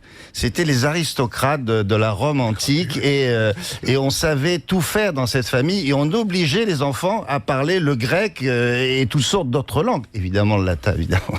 Sans commentaire. Quelles ont été vos sources? Alors là, il y a toutes sortes de livres qui ont été écrits sur ces gens-là plus âgés. Et il y avait toujours un demi-chapitre sur « Oui, mais étant enfant, il a fait ça ». Et hop, ça disparaissait. Alors le tout, ça a été de chercher. Et c'est pas toujours facile. Alors il y a les témoins. Est-ce que vous avez réussi à retrouver, par exemple, la nounou de Balzac? Oui, ça va pas fort. Est-ce qu'il y a toujours un lien entre les premières années d'une vie et, dans le meilleur des cas, la réussite qui suit? Alors oui et non. Il n'y a pas de règle absolue, elle n'est pas mathématique. Mais à partir du moment où on considère que pas mal de choses se jouent avant l'âge de 10 ans, on peut considérer que ce qui se passe après, vous l'a épuisé là. Avant 10 ans, des dents. Il y avait même un psychiatre, un pédopsychiatre américain fort célèbre qui s'appelait Brazelton et qui avait dit tout se joue avant 6 ans. Il en avait fait un best-seller. Il a évidemment été démenti depuis, mais beaucoup de choses se font à ça. Il y en a un qui a dit ça. Il s'appelle Sigmund Freud et j'en parle d'ailleurs dans le livre. Oui, alors j'ai d'ailleurs une question sur Freud. Est-ce que l'importance qu'il a accordée à l'arrière-train venait de son allergie au transport ferroviaire? Parce que vous dites qu'il ne pouvait pas supporter le train. Non, il a parlé que de ça dans son œuvre. Non, c'est vrai que cet homme, quand il est devenu célèbre, alors là, c'est plus de mon ressort, puisque ça dépasse le cadre de ce que je raconte, mais il ne voulait pas voyager en avion. Et c'était très ennuyeux, parce que le monde entier voulait l'entendre. Et ce gars-là ne se déplaçait qu'en train, bateau, pas trop. Cela dit, vous avez raison, mais fasciné par l'arrière-train. Et pardon de le dire, mais celui de sa mère d'abord. Oui. Alors là, il exagère. C'est le premier qu'on voit. Hein. C'est le premier qu'on voit. Oui, seulement, c'est le premier qu'on voit. Oui. oui. Comme disait. C'était ça son petit train à lui à propos de convoi. Est-ce que ces portraits peuvent aider les parents à mieux orienter leurs enfants? Ça, j'en suis pas sûr, parce qu'il y a des contre-exemples là-dedans. Il y en a qui ont beaucoup insisté, il y en a qui ont été trop proches, il y en a qui ont eu une mauvaise influence. Oui. Bon, en plus, il y a des garnements qui ont bien réussi. Winston Churchill, par exemple. Oui, formidable. Mais alors, qu'est-ce qu'il est? C'était un enfant impossible. Un enfant impossible, mais ses parents l'ont délaissé pendant toute son enfance. Il a été mis de collège en collège, et pas les meilleurs. Et son père lui envoyait une lettre chaque année en lui disant « Tu es toujours aussi nul ». C'était terrible. Et lui, avec une passion, c'était son père. Oui. En se disant « Un jour, je ferai comme papa ». Il a fait mieux. Pourquoi y a-t-il aussi peu de femmes parmi vos personnages? C'est vrai. C'est une bonne question. Les femmes qui sont là sont des artistes. Il y en a peu, mais c'est une bonne occasion de faire un deuxième. Enfin, il y a beaucoup de femmes, puisque derrière chacun de vos personnages masculins, il y a celle qui a donné le jour. Bien sûr, la mère d'Alexandre, la mère de James Dean, la mère de Charlie Chaplin. Oui. Tous ces femmes-là ont été elles ont réussi par procuration. Un peu aussi. Oui. Et enfin, est-ce que Bill Gates serait devenu l'homme le plus riche du monde s'il avait terminé ses études? Probablement pas. Dans le cas de Bill Gates, attention, parce que Bill Gates était issu d'une famille de gens très riches. Il est devenu encore plus riche, mais sa maman était présidente d'une banque, son père était très riche aussi. Donc lui, ils lui ont arrêté ses études parce qu'il était nul en classe, il n'avait qu'une passion, l'informatique.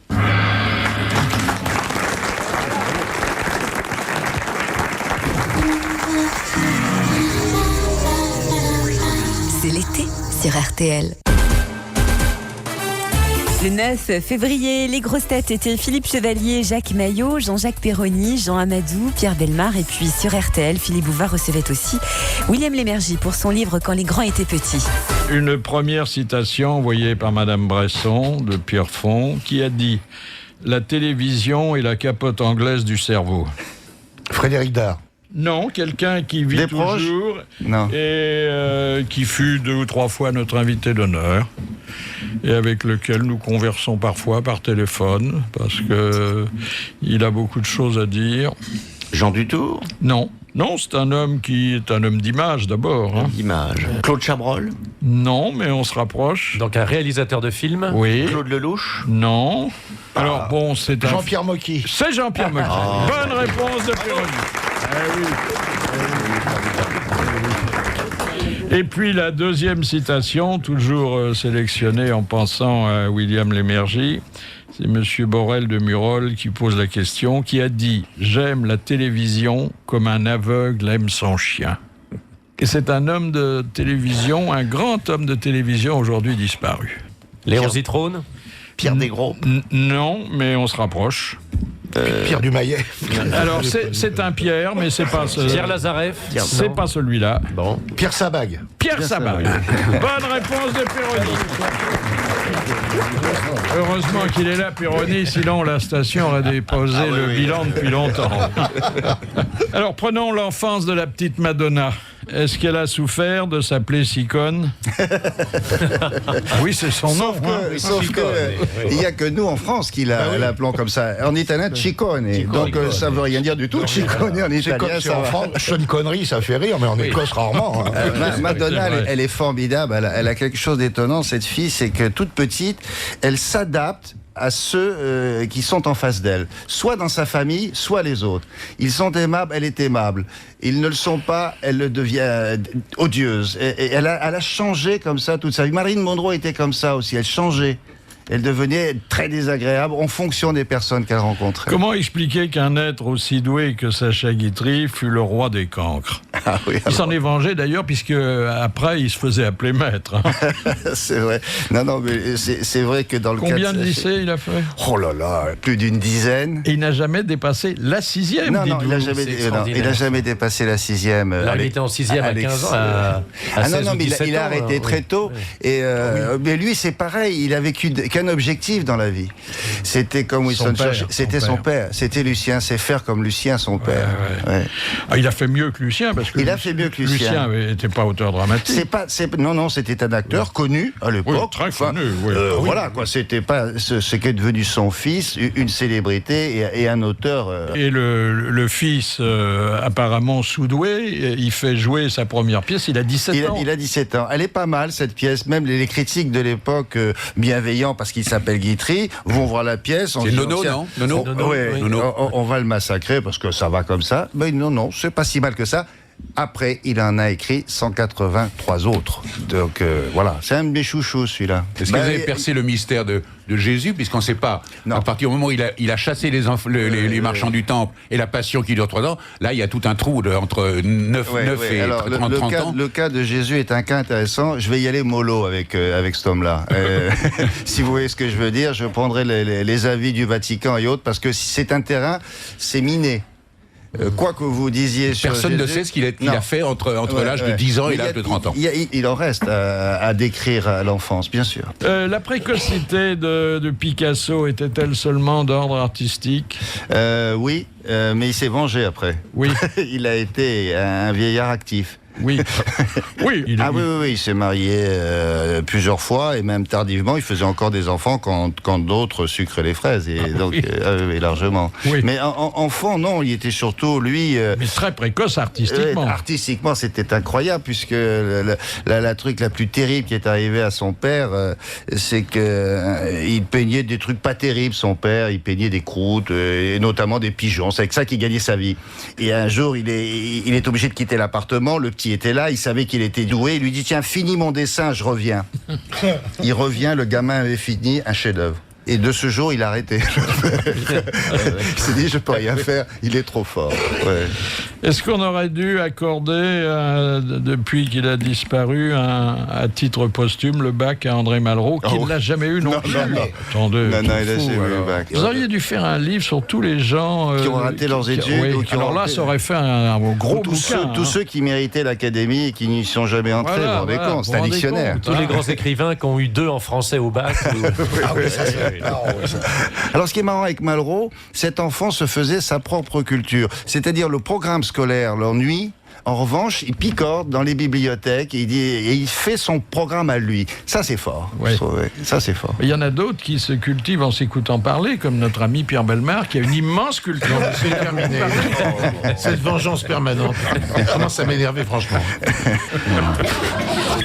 16h-18h, Philippe Bouvard et les grosses têtes de l'été sur RTL. Question de Madame Rondet de Nantes. Quelle fut la dernière mention portée par Sigmund Freud dans son journal avant sa mort à Londres le 23 septembre 1939? Allez les Verts. Alors, attendez. C'était une remise en cause de tout ce qu'il avait écrit? Non, il s'inspirait de l'actualité de ce jour-là. C'était quand Le 23 septembre 1939. C'était la déclaration de la guerre. C'est la guerre, oui. Et il met panique la guerre. Voilà. Or, panique sous sa plume, Oui, c'est amusant, oui. en un seul mot. Hein. Oui, mais c'était en allemand aussi. Panique. Ben, c'est une bonne réponse collégiale, et j'ajouterais, pour être plus précis, collégiale masculine. Est-ce que Nelson Mandela était prédestiné à la révolte? À la révolte, oui, si on s'en tient à quand il quitte son père qui était roi. On le met chez un oncle, ses parents Enfin, sont morts. un roi tribal. Ah oui, un roi d'une tribu, bien sûr. Mais on l'oblige à parler anglais pour faire ses études, et on l'oblige à changer de prénom. Il s'appelle Roli Lila et on l'appelle Nelson. Ah oui. En rapport avec l'admiral du même nom. Vous vous rendez compte que ça commence mal. Ceci explique peut-être en partie cela. Ce qui est curieux, c'est qu'il ne soit pas revenu au prénom de son enfance. Oui, bien après, sûr. hein. Oui, vous avez raison. Oui. Mais il a toujours été connu comme ça, et c'était peut-être une manière un pied de nez aux Anglais. Alors aujourd'hui, c'est un homme universellement connu et admiré qui va fêter dans quelques jours ses 90 ans. Oui, c'est vrai. Mandela, c'est le seul avocat que le barreau a fait maigrir. Il a quand même passé plus d'un quart de siècle. Un quart de siècle, oui, hein. 27 je crois. Oui, 27 ans. Comment s'est formé le génie universel de Léonard de Vinci? Alors lui, c'est un surdoué? Lui, c'est surdoué. Lui, c'est surdoué parce que, comme beaucoup de ceux qui figurent dans ce livre, il avait des capacités dès le plus jeune âge. Alors lui, c'est incroyable, parce que non seulement il savait dessiner, mais quand on lui a mis un marteau et un bureau, il savait sculpter. Et son jeu, quand il était enfant, c'est de bluffer ses profs. C'est-à-dire, il avait un professeur de mathématiques, ça s'appelait pas comme ça à l'époque, mais son jeu à lui, c'était trouver des opérations que l'autre n'arrivait pas à faire. Donc, à partir du moment où vous commencez comme ça, forcément, vous finissez dans le moi, j'ai dictionnaire. bluffé mon prof de maths, moi. Il avait jamais vu ça non plus. Hein. Nul à ce point-là, il avait jamais vu. Alors, naturellement, nous avons pioché dans les souvenirs d'enfance qu'on nous avait racontés ici même. On en a trouvé un attendrissant et gentil, comme celui d'ailleurs qui savait l'exprimer, Jean d'Ormesson. Mon père était en poste à Munich, et il y avait un nonce apostolique qui s'appelait Monseigneur Pacelli. Monseigneur Pacelli, qui est devenu plus tard pape Pie XII. Et Monseigneur Pacelli était un ami de mes parents, et on l'a invité à dîner, mes parents l'ont invité à dîner, et j'avais un frère aîné que j'aimais beaucoup, qui est mort, qui était merveilleux, et qui avait 5 ans de plus que moi. Je devais avoir 4 ans, il devait avoir 9 ans, et il était insupportable, il faisait des 400 coups, alors on lui a brossé les ongles, on l'a peigné, on l'a habillé, on lui a dit de bien se tenir, il s'est tenu admirablement bien, il a baisé la main de Monseigneur, et puis on l'a envoyé se coucher. Et au moment de passer la porte, il s'est retourné, il a mis la main sur ses hanches, et il a dit très fort: bonsoir mon vieux. Alors dans ma famille qui était très très conformiste, ça a été une horreur. On a dit est-ce que peut-être que le nonce n'a pas entendu, peut-être qu'il est gâteux, peut-être qu'il est sourd. Et bon, 40 années passent, mon frère fait une carrière très brillante, il est inspecteur des finances, il est à la tête d'une délégation qui va au Vatican. Il est reçu en délégation par le pape Pie XII, l'ancien Monseigneur Pacelli, et il prononce un petit discours, le pape répond, rien du tout, rien ne se passe, il s'en va, et au moment de passer la porte, le pape lui fait signe avec l'index, le rappelle, et lui glisse à l'oreille: vous ne dites plus mon vieux au pape. Il avait entendu, et 40 ans après, il n'avait pas oublié. Ah, c'est formidable.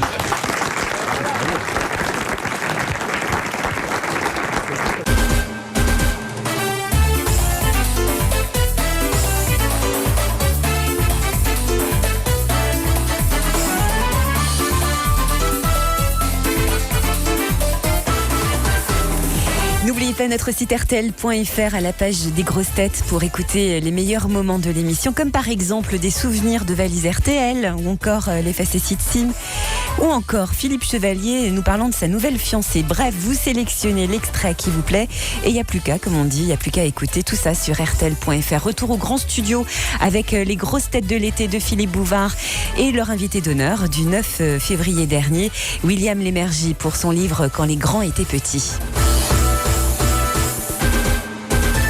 Vous avez droit maintenant rituellement à un coup de téléphone, en principe un ami, hein, aux autres on n'a pas grand-chose à dire.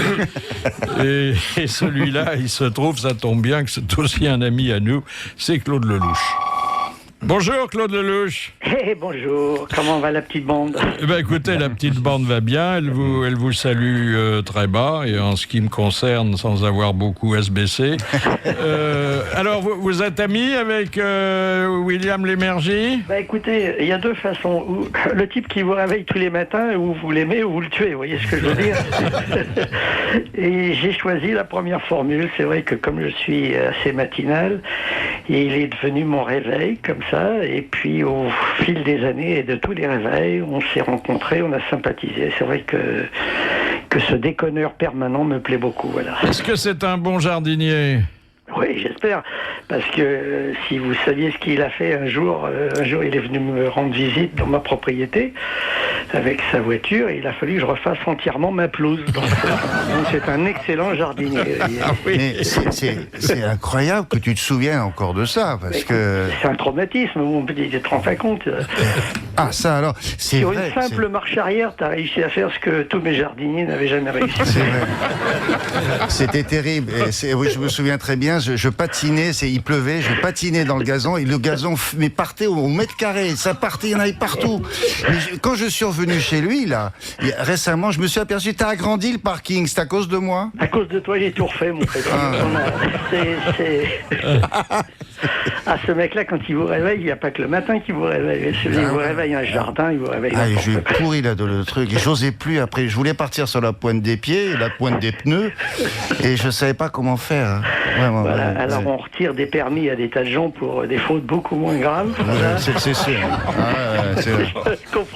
Motif pourrisseur de pelouse. Vous rendez compte? Pardon. Hein. Est-ce que je t'ai demandé pardon depuis? Je sais plus. Écoute, mon chéri, oui, si. Bon, d'accord. D'abord parce que il m'arrive de temps en temps de te confier des petits rôles dans mes films. Ah, c'est vrai, merci. Et là, je me venge. Alors, est-ce qu'il est bien devant la caméra lorsque c'est pas celle de la télé? Non, vous savez, les gens qui ont de l'humour, ils sont bien partout. C'est un 4x4 formidable, l'humour. Vous voyez, ça permet d'aller sur tous les terrains et sur tous les pelouses, voilà. Et donc, mon ami William, quand je fais appel à son humour, j'arrive à le mettre un peu partout, et c'est vrai qu'il me fait rire tout le temps. Et merci à tous ceux qui me font rire. Vraiment, c'est vraiment mon médicament principal, quoi. Mais il a tourné aussi avec Visconti, William, hein? Ah oui, mais ça, je ne l'ai pas dit à Claude, parce que... Tu sais, Claude, Visconti avait tourné un film avec Mastroianni à Alger. Ouais, je savais pas. Tu savais pas ça? Et j'ai faisais de la figuration parce que alors la figuration à l'époque, il tournait dans la baie. Ouais. Et c'était une baignade où Mastroianni et Anna Karina. Ouais. L'étranger, d'après Camus. Ouais. Et donc l'étranger se baigne. Alors il y avait des figurants, comme moi j'étais au lycée, tu sais. Ouais. Les figurants qui étaient dans l'eau, maquillés, 100 francs. Ouais. Et il y avait les figurants qui étaient dans les cabines de bain, 50 francs. Ah oui. Et moi je me suis mal débrouillé, j'étais figurant cabine de bain. Voilà. Sauf que c'était Visconti. La cabine de bain était équipée avec un peignoir, un petit miroir et un savon. Or, elle ne servait pas au tournage, tu sais ça? Oui. Elle était fermée, il y avait juste un petit losange. Et la caméra passait devant, on ne savait pas qu'il y avait des gens dedans. Et moi, je suis dedans, des 10 comme ça. Et quand j'ai montré ça à mes enfants, j'aurais dit, attention, là, je suis là. Je le pousse dedans. Et qu'est-ce que vous préparez, Claude Lelouch? Eh bien, écoutez, si les dieux du cinéma sont toujours avec moi et d'accord, je vais faire la suite de l'aventure, c'est l'aventure. Parce que l'époque actuelle s'y prête vraiment. Et puis je vais tourner une très très belle histoire d'amour, les 5 histoires d'amour de la vie d'une femme de 1900 à aujourd'hui. Voilà une grande fresque romanesque.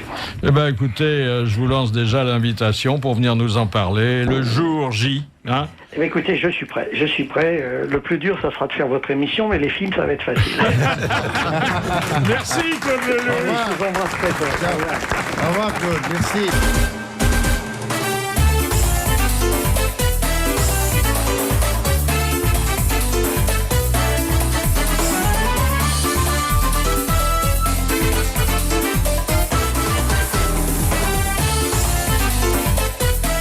rigolez bien ce jour-là, enfin comme tous les jours d'ailleurs, entre 16h et 18h sur RTL. Qu'est-ce que je raconte? N'importe quoi. Le 9 février, donc, les grosses têtes de Philippe Bouvard, Philippe Chevalier, Jacques Maillot, Jean-Jacques Perroni, Jean Amadou, Pierre Bellemare et donc leur invité d'honneur, William Lémergie, qui venait de parler de son livre Quand les grands étaient petits. Question de Madame Cassagne. Quelle série de télévision avec pour générique La complainte des Apaches interprétée par Philippe Clay? Vidocq. Vidocq, oui. Non. Les Brigades du Tigre. Arsène Les Lupin. Brigades du Tigre. Bonne réponse de Perroni. Monsieur Clémenceau, c'est ça, c'était ça, ouais. Ben alors, on parle de Clémenceau et Amadou n'a pas répondu. Bah non. C'était ça, ouais,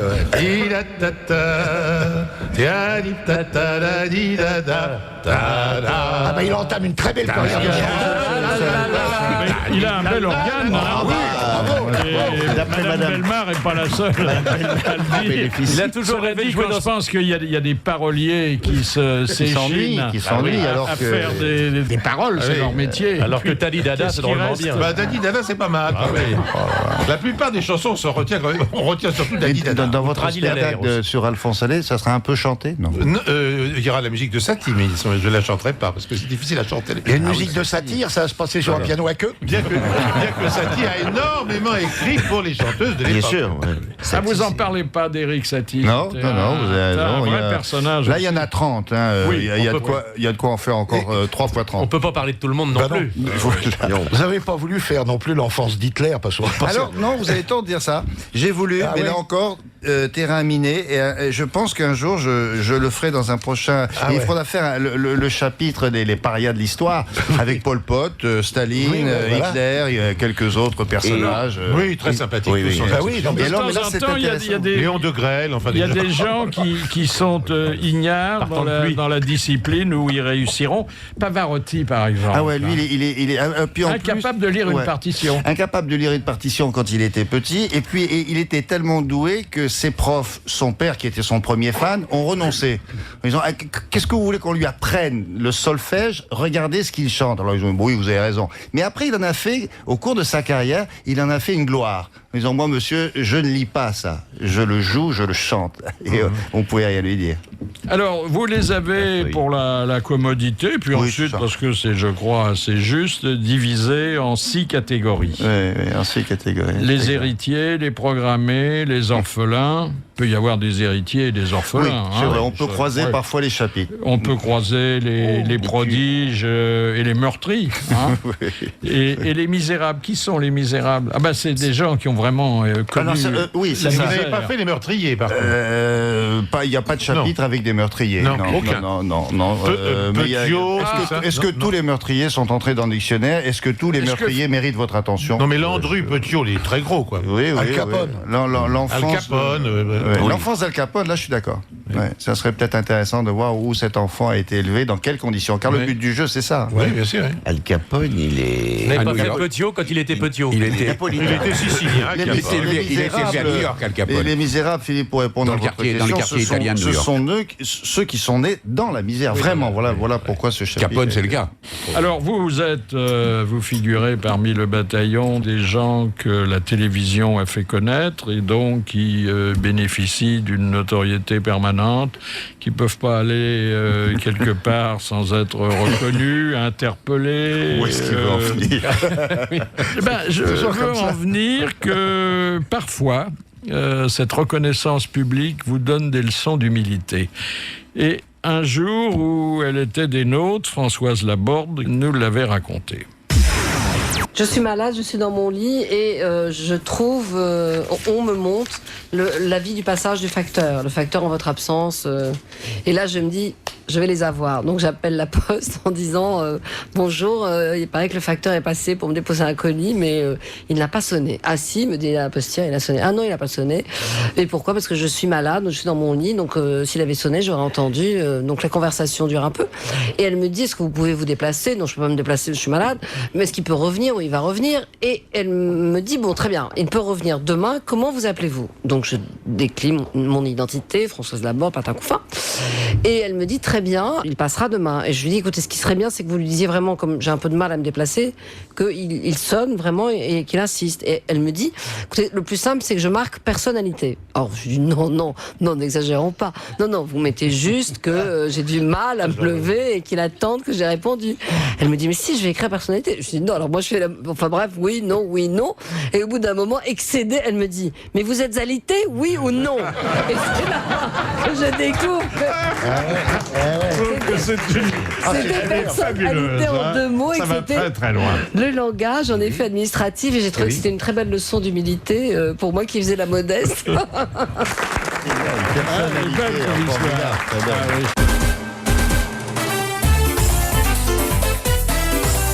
Oh, que c'est facile de gagner 100 € avec les grosses têtes. Il suffit d'envoyer une histoire drôle à Philippe Bouvard pour préparer la rentrée des grosses têtes. Et si Philippe pense qu'elle amusera à la galerie, eh bien, l'une de ces grosses têtes la racontera en direct en fin d'émission pour tous les autres auditeurs. Et vous recevrez quelques jours plus tard un chèque de 100 €.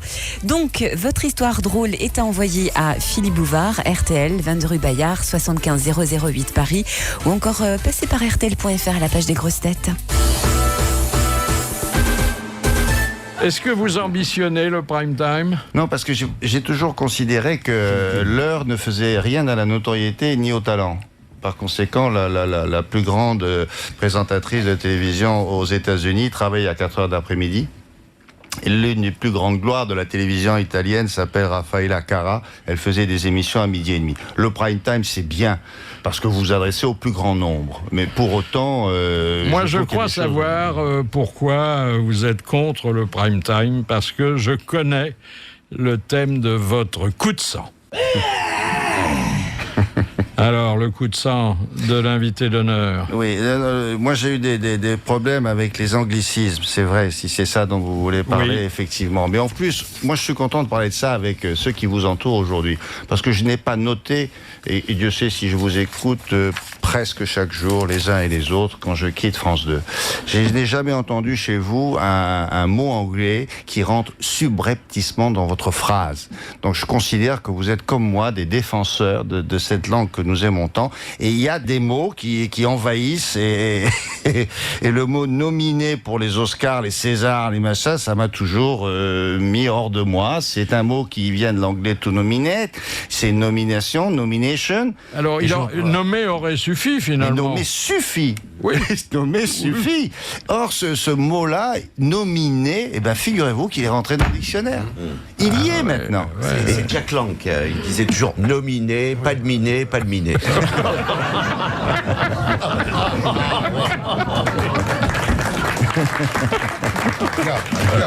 Non mais si ça avait été ça, moi là je l'accepte. C'est surtout, dites, il y a surtout du franglais dans l'audiovisuel. Il y a beaucoup de franglais dans la pub. Ah oui, chez les publicitaires, c'est terrible. C'est affreux. Oui, mais parce qu'ils traduisent directement le langage qui vient des États-Unis, mais seulement où on le traduit, où on l'adapte. Oui. Mais là, il y a le mot français. Quand il n'y a pas le mot français, soit. Mais là, il existe nommé. Vous êtes nommé. Pendant des années, il y a eu des entraîneurs dans les équipes de football. Il y a des coachs maintenant. Pourquoi ça? Et demandez aux coachs. Mais il y a encore des entraîneuses dans les boîtes. Ça, c'est autre chose. Il faut dire aussi que pour parler du prime time, c'est plus élégant que l'heure de la soupe. Quand même. Ah, ça manque pas de poésie, l'heure de la soupe. Voilà quelques années, Georges Fillou, qui était à l'époque ministre de l'information. Oui, on disait pas encore la communication, avait imaginé de faire établir par des gens très très érudits et publier une liste des équivalences françaises des expressions anglo-saxonnes les plus couramment utilisées. Ça n'a jamais marché. Ça n'a pas fonctionné. Courriel, par exemple, c'est un peu ridicule. C'est foutu. C'est un très bon exemple, ça. Le mot courriel qui s'applique bien. Il n'y a que nos cousins canadiens qui osent le dire. Mais non, mais eux, ils sont. Et alors, ça va tellement loin d'ailleurs que dans le système orthographique automatique de l'ordinateur, quand vous écrivez courriel, il y a un petit trait rouge qui se met dessous. Et il vous dit mot inconnu. C'est vrai. Mais ceci dit à la renverse, il y a beaucoup de mots français qui sont passés dans l'anglais. Rendez-vous, des choses comme ça. Mais quand ils n'avaient pas l'équivalent, ou comme c'était difficile pour eux, mais nous, à partir du moment où on a le mot nommé, ça devrait aller. Oui. Et d'ailleurs, le dictionnaire est honteux quand il accueille un mot comme ça. Il met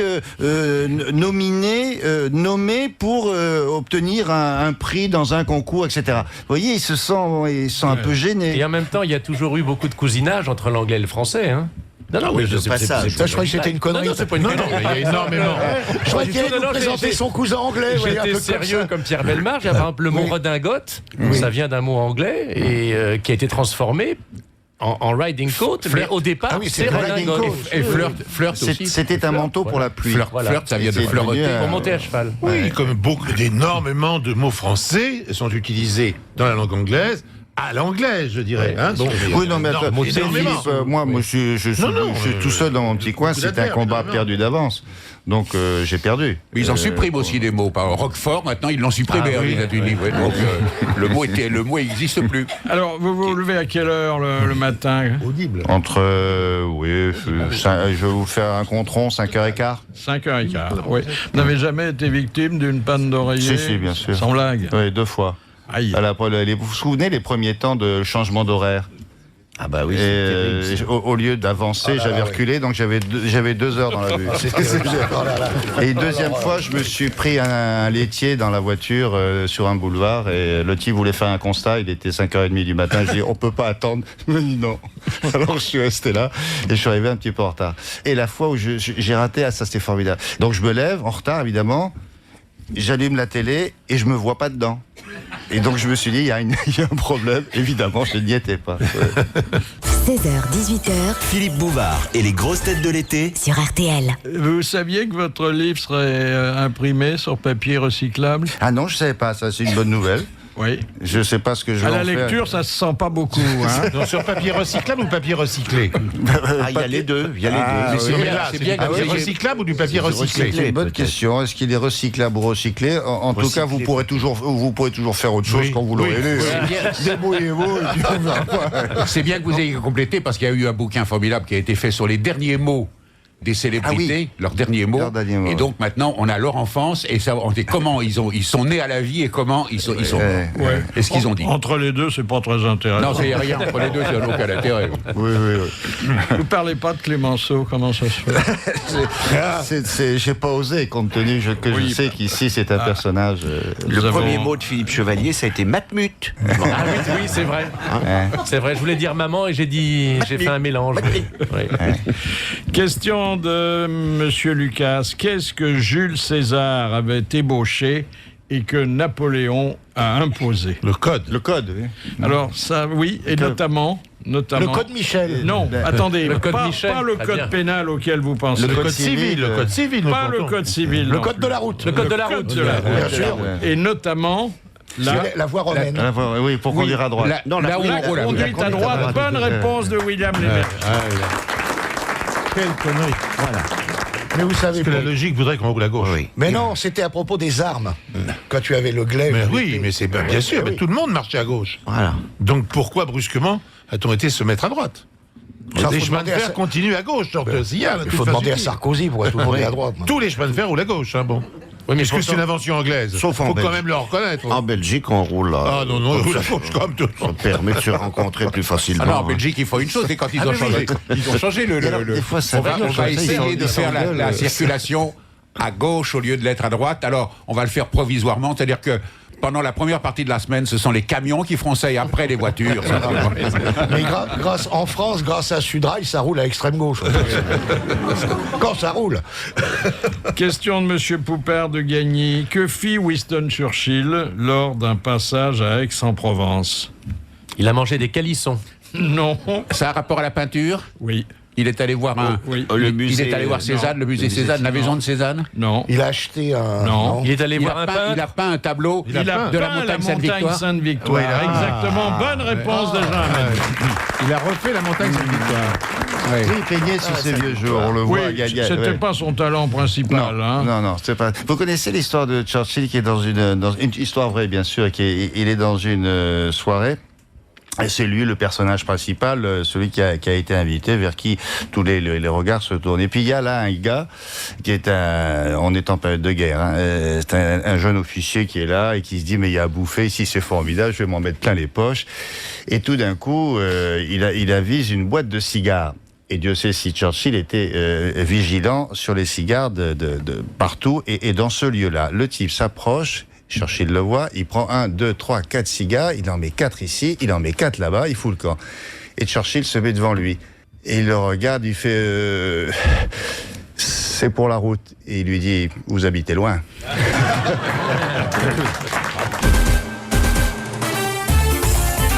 Et c'est la suite et c'est la fin des grosses têtes de l'été sur RTL avec l'invité d'honneur William Lémergie. N'oubliez pas à 18h RTL Soir avec Stéphane Carpentier et Florence Cohen. Question de Madame Plaine, qui habite toujours à Grasse. Bah oui, on est content pour elle. Je pense qu'elle déménagera jamais, parce que c'est trop bien. Bah, au parfum, là-bas. Avec quel artiste célèbre Georges Simenon eut-il une liaison de 1925 à 1927 ? Joséphine Baker. Joséphine Baker. Bonne réponse de Péroni. Ah, il connaît ça, Bah oui. Bah oui, c'était une très belle femme. Ah oui, hein. oui. Bah oui. Ah oui, oui. Ah oui. Puis si on aimait les bananes... Puis elle avait- Comme le disait Jean-Yann, elle avait commencé dans la banane pour finir dans le régime. Question de Monsieur Luigi. En horlogerie, quelle invention doit-on à l'anglais Daniel Quare ? Alors là, L'échappement. Non. c'est quoi l'échappement en horlogerie? Quelque chose qui n'existait pas et qui est fondamental dans l'indication de l'heure. Ah, le méridien de Greenwich. Non. Dans l'indication de l'heure, c'est sur le cadran. petite aiguille. Oui. Bah, Oui, les c'est deux aiguilles. Les deux aiguilles. Alors, il y L'aiguille avait- des heures et l'aiguille des minutes. Voilà. Au départ, Voilà, il n'y les avait qu'une minutes. seule. Il y avait Il n'y avait aiguille. qu'une seule aiguille. Absolument. Voilà. J'ai d'ailleurs une pendule encore comme ça, avec une seule aiguille. Ah oui. C'est Vous-même, comme. vous avez Oui, j'ai fait- qu'une seule aiguille, moi. Voilà. Oui, oui. Bah, du moment que t'en es content. Mais c'est sa grosse aiguille. Bah, Bonne réponse de Pierre Bellemare. c'est Viran qu'il a commencé avec une seule aiguille. Mais non, Il a terminé avec une batterie. Oui. Est-ce que Barbara aurait eu autant de talent si Oh là elle avait là. moins souffert dans son enfance? Je sais pas, mais souffrir comme ça, c'est dur. Et puis en plus, elle n'a jamais oublié. Elle a été violée à l'âge de 10 ans. Plusieurs fois par son père. Comment voulez-vous oublier ça? Et alors, ce qui est curieux, j'ai découvert ça, c'est que toute petite, elle, parce que ce corps qu'elle arrivait à rejeter, et puis il avait été souillé, elle mettait des vêtements, elle les empilait les uns sur les autres pour être le plus éloigné possible du corps. C'est très curieux comme sensation. Peut-être d'ailleurs que à la base de tout ce qui est artistique, littéraire, il y a une souffrance. Hein. Oui, ça arrive assez C'est fréquemment. rarement des gens épanouis qui font des chefs-d'œuvre. Hein. C'est vrai que parmi tout cela, je veux dire de Nureyev à Presley, en passant par Madonna, regardez Piaf, dont pratiquement tout le monde connaît l'enfance. Oui, ces gens ont subi des fractures. Mais connaissez-vous, et avez-vous rencontré dans votre bouquin, le premier enfant vedette du cinéma? Shirley Temple? Non, bien avant. Bien avant. Bien avant. Non. Du cinéma muet, j'ai bien dit. Non. Un petit nourrisson. Il s'appelait Bébé, et il a commencé sa carrière à 3 ans, et il gagnait à 3 ans, en 1906, 20 francs par jour, qu'il travaille ou qu'il ne travaille pas. Et alors, il y a quantité de petits films de 5 minutes, vous savez, ces films courts qu'on faisait à l'époque, Bébé mange sa soupe, Bébé refuse ceci, enfin bon, c'est devenu, Bébé sur le pot. devenu une vedette internationale. Bébé fait popo. On l'a emmené dans tous les pays où le cinéma existait, car à l'époque, la production française était dominée le cinéma mondial. Et cet homme, ensuite, est devenu grand, a été un comédien charmant, mais sans grande importance dans le cinéma français. Il a repris du poil de la bête avec la télévision. Et il s'appelait René Dary. Ah oui, René Dary, bien sûr. Ah, mais oui, dites donc. Et vous savez qu'il a été élevé en partie pour ses études par Lucien Guitry. Voilà, c'était le chapitre manquant au livre dont nous parlons aujourd'hui. J'ai toujours des petites histoires à raconter. Mais c'est intéressant, ça, parce que- Ça, mais c'est non. formidable. Le tout s'est désinventé au fur et à mesure. Vous voyez, c'est ça que... Quand vous avez parlé d'un enfant prodige, j'ai cru que c'était vous. Puis quand vous avez dit c'est le cinéma muet, j'ai dit non, ça peut pas être ça. Non, il était muet quand même quand je suis né, Gérard Lefray. Il était encore muet. Bon, bah oui, c'est pas un toréador. C'est l'année du parlant. Nous sommes nés l'année du parlant. Attendez, encore né, vous vous rendez compte de ce que vous dites? Oui. S'il n'avait pas eu la bosse du cinéma, est-ce que Chaplin aurait mal tourné? Ah, c'est pas impossible. Étant donné où il a passé son enfance, c'est-à-dire dans la rue, à mendier, à chanter, à faire des claquettes. Petit boulot, mais c'est épouvantable. Il fouillait les poubelles. Pour sa mère. Pour lui apporter à manger, parce qu'elle, en plus, elle buvait, donc elle était à l'horizontale dans une soupente, et il apportait ce qu'il a ramassé sur les marchés. Ah non, c'était étonnant, parce que voilà un génie. C'est-à-dire que personne n'a appris à ce garçon en lui disant « Tiens, tu vas prendre un cours aujourd'hui, mon petit Charlie, assis-toi. » Non, et c'est en regardant le soir, quand sa mère le posait dans le bistrot dans lequel elle se produisait, elle le posait dans un coin, et il regardait. Et après, un jour, sa mère était incapable de se lever, elle était totalement ivre-morte. Et on dit, tiens, fais venir le petit, tu vas voir. Et le gamin arrive, il a 6 ans. Il fait des claquettes, il chante, il imite sa mère. Formidable. Suite et fin des grosses têtes de Philippe Bouvard, Philippe Chevalier, Jacques Maillot, Jean-Jacques Perroni, Jean Amadou, Pierre Bellemare et William Lémergie. La honte de l'invité d'honneur. Ça, c'est une honte professionnelle. Hein. Oui. Non, mais quand j'écoute vos invités à qui vous dites la honte, ils vous ont... Et c'est toujours aimable. Ce sont des hontes soft, comme pour parler un bon français. Moi, la mienne, c'est une vraie. Ça se passe en 1989, c'est pour le bicentenaire de la Révolution, et avait été invité, vous vous en souvenez peut-être, Jessie Norman, qui chantait à la Concorde, enveloppée dans ce drapeau bleu, blanc, rouge, cette grande dame imposante et sympathique. Et puis moi, je l'invite au journal, car à l'époque, je sévissais à 13h sur France 2. Elle était là en face de moi, 1, 2, 3 questions, et puis à la fin, je veux faire le malin. Et donc, je lui dis, vous n'avez peur de rien, ce défi de chanter la Marseillaise, vous, une Américaine, je vous ai entendu chanter avec le groupe Queen et Freddie Mercury. Et au moment où je dis le gros Dieu Freddie Mercury, au moment où je la regarde et je me dis, c'est pas elle. Ah oui. C'est pas elle. Je me suis trompé de cantatrice. Ah oui. Et je regarde Jessie Norman, et moi, tout ce que je viens de dire, c'était Montserrat Caballé. Ah oui. Et là, la bouche reste ouverte. Et quand on dit vos 2 bras tombent, moi, les 2 bras, et la chemise avec, tout tombe. Oui. Et alors, elle me regarde, elle attend la traduction. Et elle entend, elle me regarde, elle me voit, ce qui restait de moi, quoi, un petit tas de cendres, et elle me fait oui. Gentille, elle a été gentille. Elle est très mignonne. Elle me dit oui. Je veux dire, pauvre naze. Dernière citation envoyée par monsieur Romain de Nice qui a dit « À la télé, jusqu'à 50 ans, on fait des émissions. Après 50 ans, on fait des archives. » C'est quelqu'un de la télé? Et c'est quelqu'un qu'on voit aussi à la télé, dont ça n'est pas l'activité principale, mais qui est apparu assez souvent depuis le début de sa carrière, ce qui remonte quand même à un peu plus de 40 ans. C'est un acteur? Et c'est également un acteur. Chanteur? Alors non, je pense que c'est une des rares activités... Il écrit par contre. Il écrit, mais on écrit également pour lui, et pas mal. On écrit pour lui. Donc, oui, c'est pour lui des rôles. Pour les rôles, oui, pour les rôles. Junio? Non. Alors naturellement, chaque fois qu'il dit quelque chose, c'est assez vigoureux, parfois un peu méchant. Hein. Depardieu, non? Non. C'est pas un tendre. Pas un tendre, mais un homme d'esprit, alors ceci compense cela. Rochefort? Non. Dire qu'il a fait d'une certaine méchanceté son fonds de commerce. Ah, Bedos? Eh ben oui, c'est Bedos. Bonne réponse de Jean-Jacques Perroni. Et je vais me tourner vers Philippe Chevalier pour lui confier, je dis bien confier, l'histoire du jour envoyée par monsieur Agerter de Castelmontrouge. C'est une maîtresse d'école qui demande à ses élèves de faire une phrase dans laquelle il y a l'expression « je présume ». Alors une petite fille dit « Hier, maman lavait la vaisselle à la main, je présume que le lave-vaisselle était en panne. » Très bien, dit la maîtresse. Un autre dit « Ce matin, papa est sorti du garage avec la Volkswagen. Je présume que la BMW ne voulait pas démarrer. » Très bien, dit la maîtresse. Un petit gars dans la classe lève la main et ensuite dit « Hier, j'ai vu grand-papa sortir de la maison et se diriger vers le bois avec le journal sous son bras. Je présume que... » Ah, je t'arrête, dit la maîtresse, parce qu'ici, tu ne peux rien présumer. Mais, madame, laissez-moi finir ma phrase, dit le petit gars. Bon ben, vas-y mon bonhomme, dit la maîtresse. Hier, donc, j'ai vu grand-papa sortir de la maison et se diriger vers le bois avec le journal sous son bras. Je présume qu'il allait faire ses besoins parce qu'il ne sait pas lire.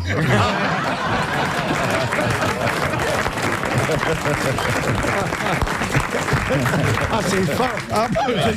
C'était une histoire d'enfant pour rappeler que William Lémergie Colombo a dû commencer vient comme ça, hein. de publier Quand les grands étaient petits. Merci, bravo, à demain. RTL. Il est 18h.